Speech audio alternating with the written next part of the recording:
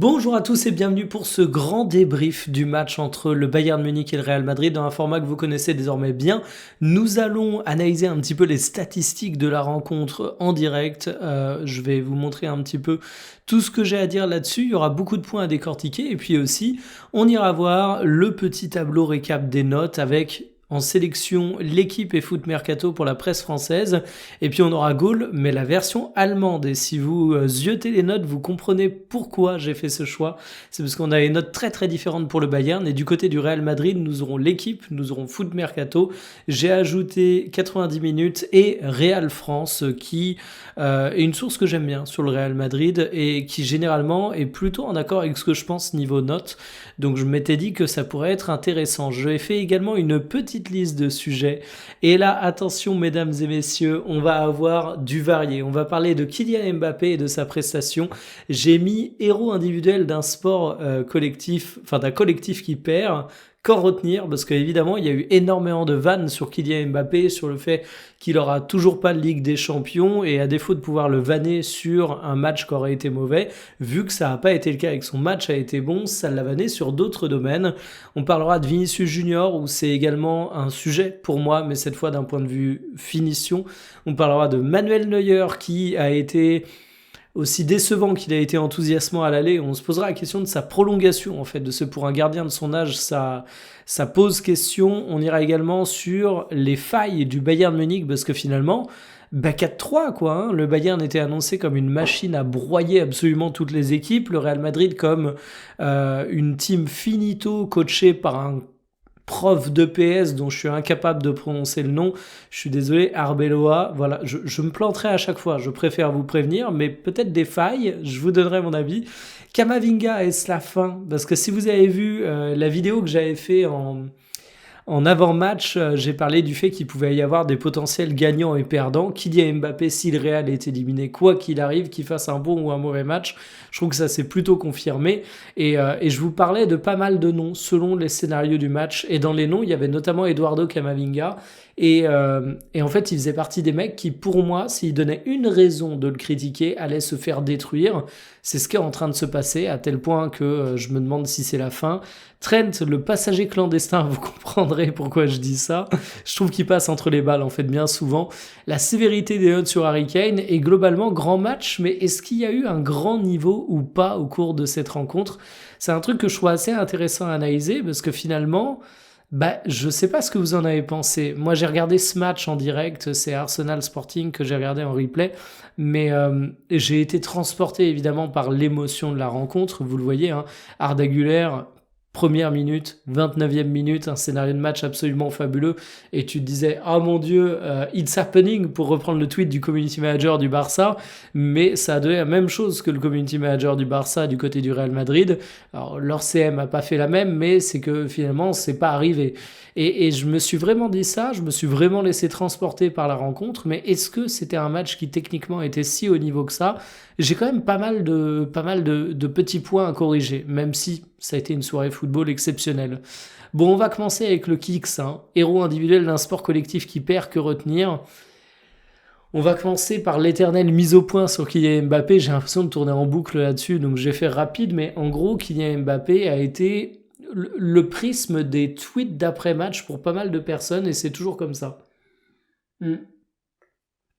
Ce que je veux vous dire par là, c'est qu'en fait, ça a beaucoup retenu le fait que Kylian Mbappé, à 27 ans, n'avait pas de Ligue des Champions, ce que je trouve incroyablement ridicule. Déjà, tu as des grands joueurs qui ont, petit 1, pas gagné de Ligue des Champions, petit 2, gagné une Ligue des Champions, mais plus tard que Kylian Mbappé. Je sais pas, personne irait dire que Thierry Henry est pas un grand joueur, et pourtant Thierry Henry, à l'âge de Kylian Mbappé, il n'avait pas non plus de Ligue des Champions, si je ne m'abuse. Je suis jamais à l'abri de faire une énorme boulette et d'avoir un trou de mémoire, donc corrigez-moi si c'est le cas, mais si c'est, vous avez l'idée quoi. Et en plus de ça, Kylian Mbappé, il fait pas un mauvais match. Et j'avais envie de revenir là-dessus parce que finalement, il y a évidemment son but, il y a son activité sur le terrain. On dit souvent que Kylian Mbappé est pas un grand randonneur au cours des rencontres, n'est pas un grand coureur, n'est pas un grand marathonien. Il s'est quand même rendu relativement disponible, il a quand même fait 2-3 interventions défensives. Il a quand même été assez pertinent dans le jeu de passe à mon goût, même si vous vous rendez compte qu'il y a quand même pas mal de petites passes en retrait. Mais même ça, je le vois finalement d'un bon œil. Ça montre qu'on n'a pas eu un Kylian Mbappé suicidaire. En termes de courses, il y a eu des courses pénétrantes qui méritent d'être soulignées.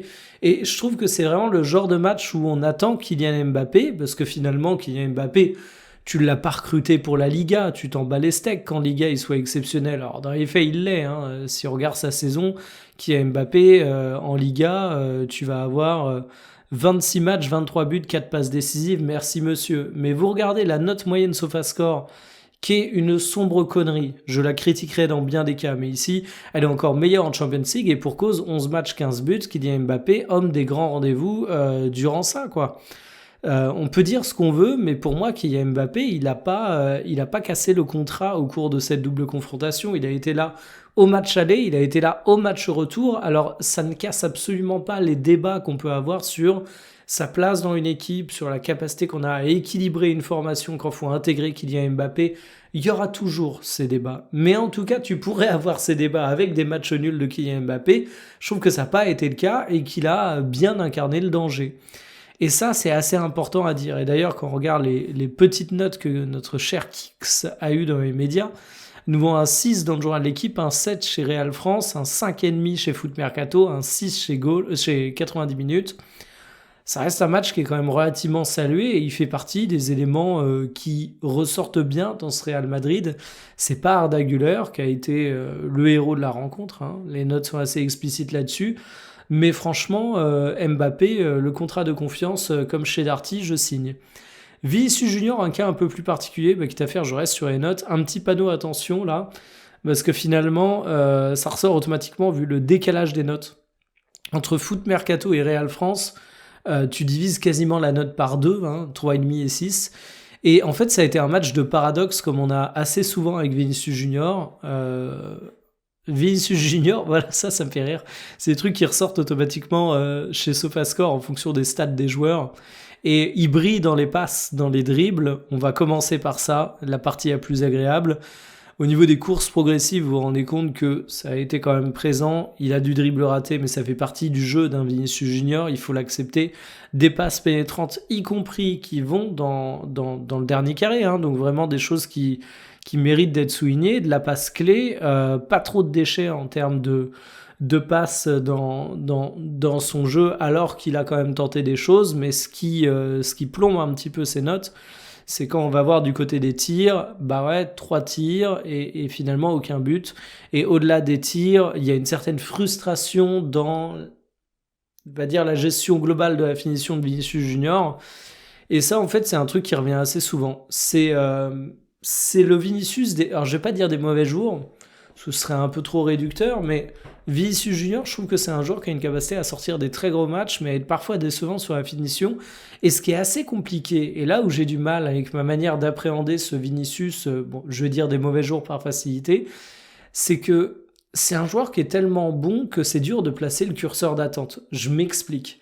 Pour moi, un ailier qui n'est pas incroyable en termes de finition, ça peut quand même être un ailier top mondial. Il faut arrêter de sortir du schéma où tous les joueurs sont Mo Salah, tous les joueurs sont Léo Messi, tous les joueurs sont CR7, c'est-à-dire des joueurs capables de faire des déséquilibres sur l'aile, mais également d'être à la finition. Non, tu peux être un très bon ailier et simplement être un joueur de déséquilibre. Mais le problème avec Vinicius Junior, c'est qu'il est capable de marquer beaucoup de buts.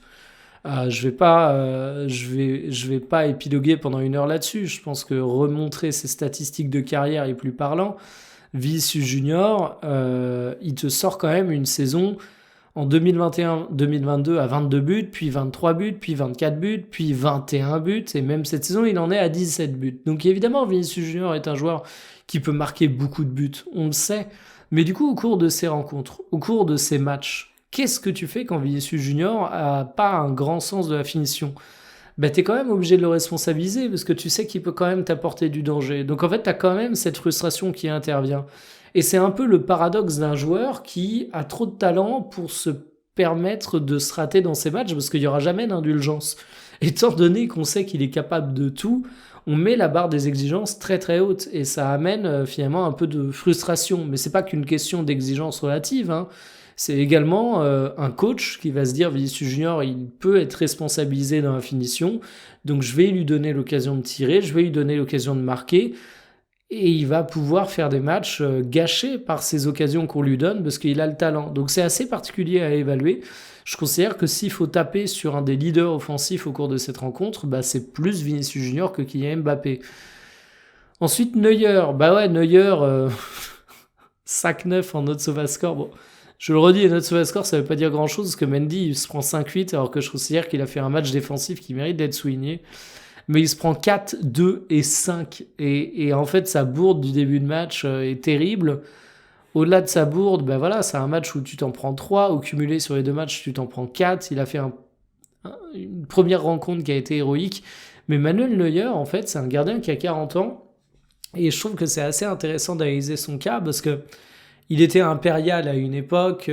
Tout ce qu'il a apporté à la manière qu'on a de percevoir le poste de gardien de foot. Il n'a pas inventé le jeu au pied, mais je pense quand même pouvoir dire sans trop me planter qu'il a énormément contribué à cette mode phénoménale des gardiens qui devaient être bons au pied. On l'associe beaucoup à Pep Guardiola, aux équipes qui aiment avoir la possession, qui font du jeu de position, qui considèrent que le gardien est limite un joueur de champ supplémentaire, mais franchement, tu prends la Coupe du Monde 2014 de Manuel Neuer, c'est la petite carte de visite glissée sous la porte et c'est le profil du gardien que tu vas retenir de manière spectaculaire.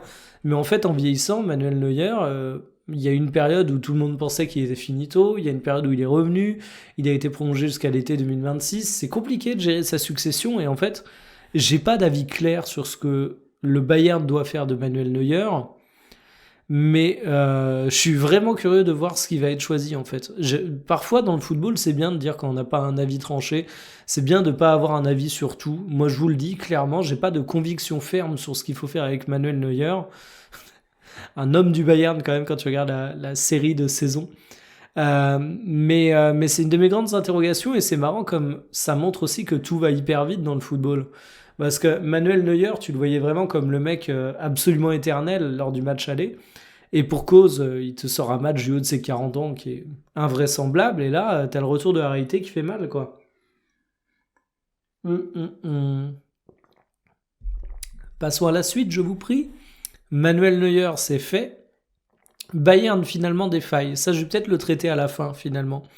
Parce que les failles du Bayern Munich, c'est un peu plus un constat global et on va parler de notre cher Eduardo Camavinga. Eduardo Camavinga, regardez-moi ça. Double carton jaune, évidemment. Tac, je remonte. Hop, ici. Double carton jaune, évidemment.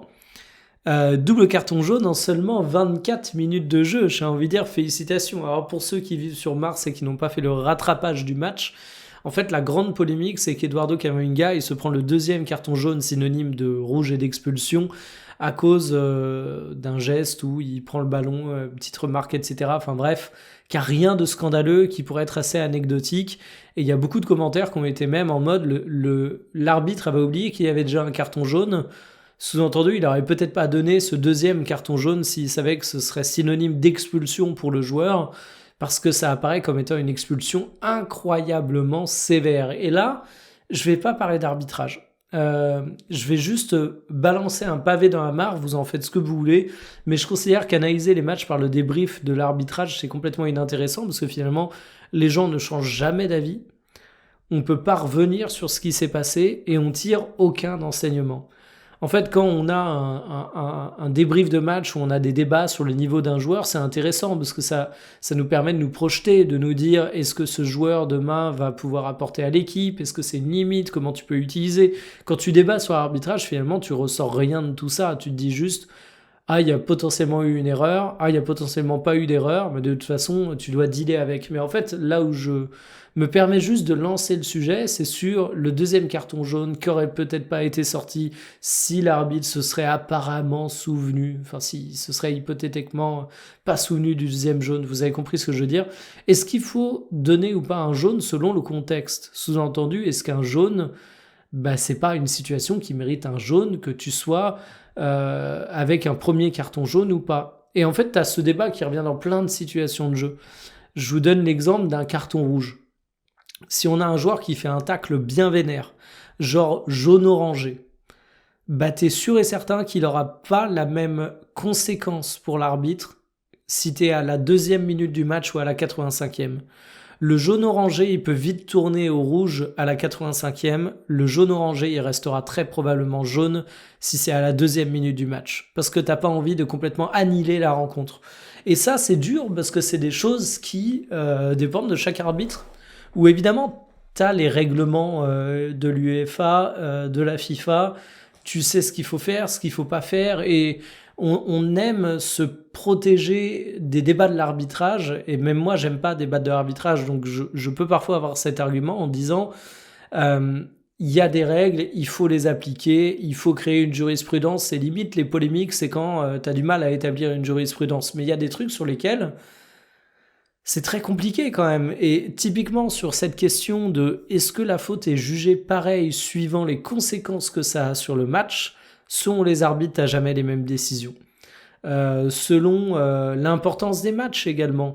Si c'est une finale de Ligue des Champions ou si c'est un match en première journée de Liga, tu vas pas avoir la même manière de prendre la décision aussi. Et du coup, bah, beaucoup de polémiques sur Eduardo Camavinga par rapport à ça. Digression, hein, mais de toute façon, c'est le format qui oblige, vous commencez à être habitué. Mais c'est surtout qu'en fait, en 24 minutes, Camavinga, il a rien pu montrer à part le fait qu'il s'est fait expulser. Et moi, c'est ce que j'avais dit dans ma vidéo, où parfois j'ai absolument aucun nez, je l'assume, je fais parfois des pronostics très foireux également. Mais je vous avais dit, Eduardo Camavinga, je suis même pas sûr qu'il soit titulaire, et pour cause, il l'a pas été. Mais par contre, s'il se retrouve à faire une bourde, vu qu'il y a déjà les rumeurs de vente cet été, vu qu'il y a une impression, une petite musique qui revient sans cesse sur le fait qu'il ne progresse pas, voire qu'il régresse, vu qu'il y a des interrogations sur les hommes qu'il faut au milieu de terrain pour le Real Madrid, bah si jamais il passe à côté de son match, ça va être foutu pour lui. Et pour cause, il s'en est pris plein les dents. Il s'en est pris plein les dents, il s'est fait défoncer par une partie de la presse, par des plateaux TV, tout ce qui est Chiringuito, etc. en Espagne. Évidemment, il n'en fallait pas plus. Hein. C'est parti, c'est monté dans les tours. Enfin, des fois en France, on se dit qu'avec, par exemple, l'Afterfoot et Daniel Riolo, pour citer un exemple qui parlera à tout le monde, on s'emballe très très vite, on va très très vite hurler, on va très très vite en faire des tonnes et faire d'une souris une montagne. Mais alors, dans ces émissions, c'est pire et les supporters s'y sont mis aussi. Donc pourquoi j'ai titré ça dans mon petit document Camavinga est-ce la fin? Bah parce que pour moi, c'est le genre de truc qui crée une image très très forte et qui peut sceller un destin qui était encore chancelant. Donc voilà, match très très dur pour Camavinga. Pour moi, c'est un des grands perdants de la rencontre. Trent, le passager clandestin. Les notes de notre Trent Alexander-Arnold, elles sont Arnold ici, 5, 5, 4,5, 3, tout le monde s'accorde à dire qu'il fait un mauvais match. Et est-ce que tout le monde peut s'accorder à dire aussi, et là j'aimerais faire un petit focus là-dessus, j'en profite, sur le fait que Trent fait une saison de merde. J'ai pas d'autres termes. Hein. Alors il a joué moins de 1400 minutes de jeu, parce qu'évidemment il y a eu des blessures. Évidemment quand tu reviens de blessure, bah, t'es moins bon, et vous le voyez, hein, les blessures elles sont quand même assez significatives depuis son arrivée. Mais en fait, personne ne remet en cause Trent Alexander-Arnold, alors que je disais en plaisantant avec quelqu'un il n'y a pas si longtemps que ça, en échange privé, que Trent Alexander-Arnold, Alexander-Arnold c'était le talent, il l'a laissé à Liverpool et on a eu que Trent qui est venu au Real Madrid. J'exagère, je suis pas en train de vous dire qu'un joueur de 27 ans est complètement finito pour le football. Mais en fait, il y a tellement de débats au Real Madrid autour de Vinicius Junior, autour de Kylian Mbappé, autour de Rodrigo avant qu'il se blesse, autour de la charnière centrale, autour de Huijsen, est-ce que c'est une recrue qui est au niveau ou pas, que Trent il passe un peu entre les gouttes, j'ai l'impression. Alors peut-être que c'est ma bulle sur les réseaux sociaux qui fait que je passe à côté d'énormément de débats chez les supporters. N'hésitez pas à me le dire, mais je lis quand même une très bonne partie de la presse.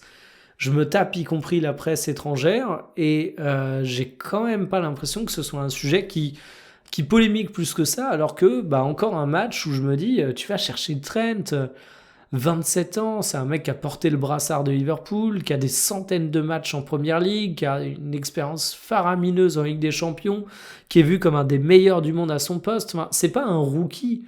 Tu vois, Koizen a eu du mal à s'adapter, pourquoi pas? C'est un jeune joueur malgré tout, mais Trent, non. Et en fait, sans dire que Trent a été le joueur honteux au cours de cette rencontre, parce que ce serait faux, bah, je trouve encore une fois qu'il passe entre les balles. Moi, j'avais besoin de l'évoquer. La sévérité des notes sur Harry Kane. Ah oui, il s'est pris 3 dans le journal L'équipe, il s'est pris 7,5 dans Foot Mercato, et il s'est pris 2,5 chez Goal Allemagne. J'ai trouvé ça assez exceptionnel. Notre bon vieux Harry Kane qui te sort un but, une passe décisive, qui tire, effectivement, qui aurait peut-être pu donner un petit peu plus en termes de finition, dira-t-on. Mais moi, j'ai trouvé intéressant. En fait, Harry Kane, je l'ai trouvé globalement impliqué dans le jeu, comme vous pouvez le voir. J'ai trouvé globalement pertinent dans ses choix et ses tentatives quand il avait le ballon, quand il fallait essayer de faire avancer le jeu. Je dirais pas qu'Harry Kane a fait un match particulièrement honteux. J'ai eu un petit peu de mal à comprendre ses notes aux très grands éléments de variation. Parce que pour moi, Harry Kane, c'est ni un 8 ni un 2, quoi. C'est un joueur absolument lambda au cours de cette rencontre. Et globalement, alors pas un grand match, je vous ai mis ça, grand match, mais est-ce qu'il y a un grand niveau ou pas? Et je vais rejoindre en fait l'interrogation sur, et on va aller sur les stats un petit peu, sur les failles du Bayern Munich. Parce qu'en fait, mine de rien, c'est un Bayern qui a eu 69% de possession, donc qui a vraiment contrôlé le match, encore plus en seconde mi-temps, mais qui a quand même concédé quelques occasions du côté, face au Real Madrid. On aurait eu un Vinicius Junior plus efficace, ça aurait pu faire mal. Mbappé a quand même fait passer un sale quart d'heure. Michael Olise aurait pas eu un match aussi apprécié si, mais avec des si on refait le monde, évidemment, la rencontre s'était arrêtée 10 minutes plus tôt, parce que je trouve vraiment que c'est sa fin de match qui est intéressante. Niabri nous sort une rencontre, alors je sais pas quelle note il a pris, 3, 4, 4, bah voilà. Moi je mets même un 3 à Niabri, je trouve vraiment que tu prends toute l'équipe du Bayern Munich. Bon, il y a Neuer qui est un cas un peu particulier parce que t'es un gardien, tu te fais beaucoup juger sur la gaffe. Mais je trouve vraiment que Gnabry est en dessous du reste de la formation du Bayern Munich. Moi, j'aurais mis un bon petit 3, mais en fait, j'ai pas été incroyablement impressionné par ce Bayern Munich. Je dis pas que c'est une mauvaise équipe, hein, qu'on soit très clair. Ce que je veux dire par là, c'est que j'ai été impressionné toute la saison par le Bayern Munich. J'ai été impressionné par le Bayern Munich toute la saison parce que c'est une équipe qui peut se procurer un très gros volume d'occasions, qui certes peut se mettre en danger parfois, mais qui a quand même toujours cette aura qui fait que tu as l'impression qu'il contrôle les choses. Et là, face à un Real Madrid qui a vite créé du danger, je me suis dit, mine de rien, il y a la place de se qualifier face au Bayern Munich. Et même physiquement, à certains moments, je me suis dit, tiens, ça laisse un petit peu plus d'espace. C'est peut-être un peu moins impérial au pressing. Ça se repositionne peut-être de manière un petit peu moins pertinente. Et en fait, ce que je veux vous dire, c'est pas que ce match m'a fait remettre en question la qualité du Bayern Munich, parce que le Bayern fait un bon match. Mais je vous répète depuis le début de saison que le Bayern, pour moi, c'est le grand monstre, l'ogre de cette compétition, avec évidemment le Paris Saint-Germain qui est le tenant en titre, donc mécaniquement déjà tu sais que ça les met un peu sur le même niveau. Mais au cours de cette rencontre, je me suis posé la question du timing de la saison du Bayern, et c'est assez marrant en comparaison avec l'autre ogre qui est le Paris Saint-Germain, et je vais encore boire, je suis désolé, mais je m'étouffe. Vous allez vous croire que c'est pour reforcer la sponsor, mais pas du tout. Je crois que vous aviez même pas remarqué la marque la dernière fois sur la vidéo, mais bref.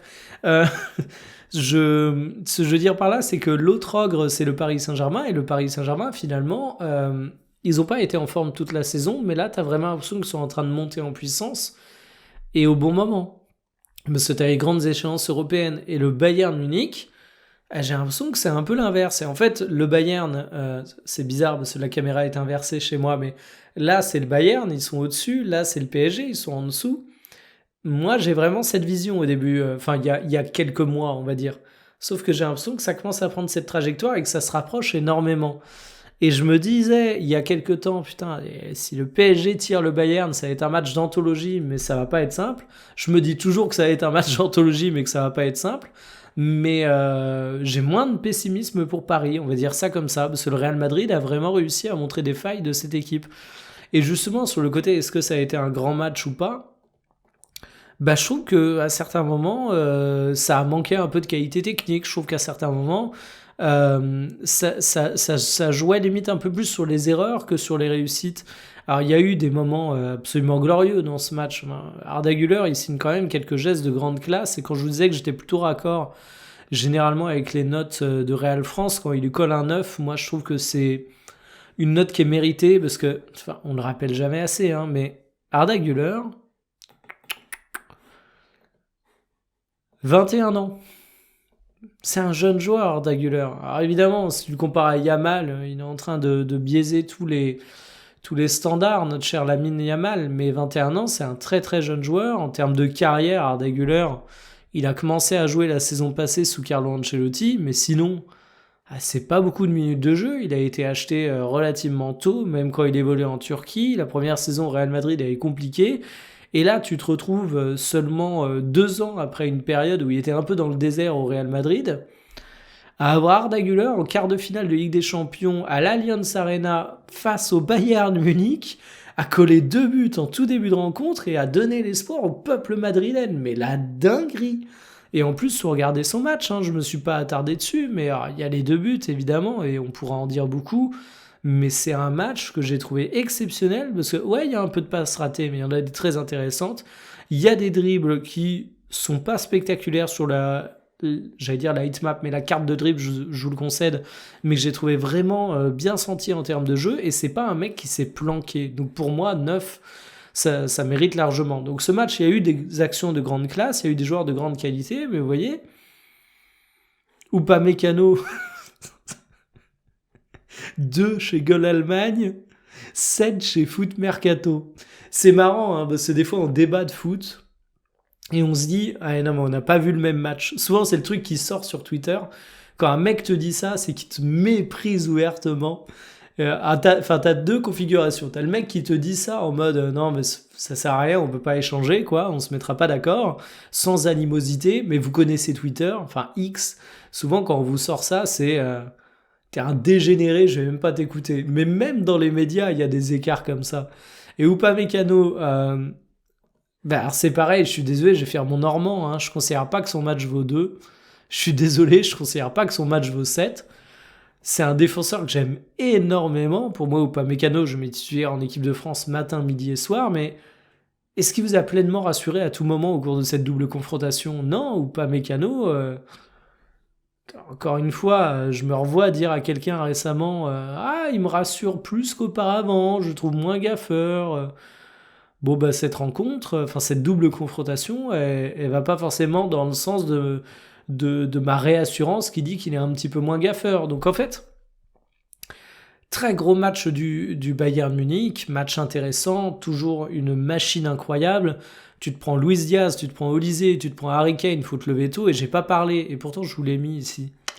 Très bonne entrée de Musiala, bien meilleur que Gnabry, et Davis intéressant devant, mais d'ailleurs Davis avec un E, je pense que ça vous a donné l'urticaire si vous l'avez remarqué au cours de la vidéo que j'avais fait cette petite faute de frappe.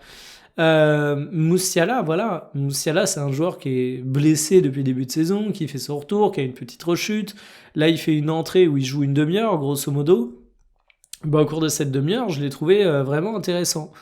Jeu de passe toujours inspiré, toujours une capacité à tenter du dribble, toujours une capacité à faire les bons choix dans les derniers mètres. Donc oui, il renforce l'armada offensive du Bayern Munich et tu te dis qu'en plus, bah normalement, Musiala, il est titulaire à la place de Gnabry et si t'as un Musiala à 100% dès le début, je pense que t'as pas exactement la même configuration de rencontre. Mais avec des si, je le redis, on refait le monde. Si t'as un Tchouaméni au milieu de terrain, je pense également que le Real a pas la même gueule. Mais donc ce Bayern Munich, c'est pas du tout pour vous dire que, ah mon Dieu, en fait c'est une équipe en bois. Vraiment, je prends 1000 pincettes là-dessus. Mais c'est peut-être un match qui me fait dire l'exploit est possible. En tout cas, le Real Madrid a failli faire encore une fois sa magie noire. Ce sera pas pour cette saison et ce qui se dessine, c'est une saison blanche pour le Real Madrid. Elles sont rares du côté du club espagnol, mais décidément, on semble se diriger vers ce destin pour quelques temps. Il va falloir bosser sur la reconstruction de cette équipe, si vous voulez même mon avis. Mais en tout cas, ça a été un match exceptionnel de Ligue des Champions en termes de scénario, en termes de joueurs capables de faire des très belles choses. Il y a eu des faiblesses qui ont également été visibles, vous l'avez compris. Moi, je trouve vraiment que c'était pas le meilleur match en termes de niveau du Bayern Munich cette saison. Mais quelle régalade. Sur ce, moi je vous dis à demain pour une prochaine. Salut.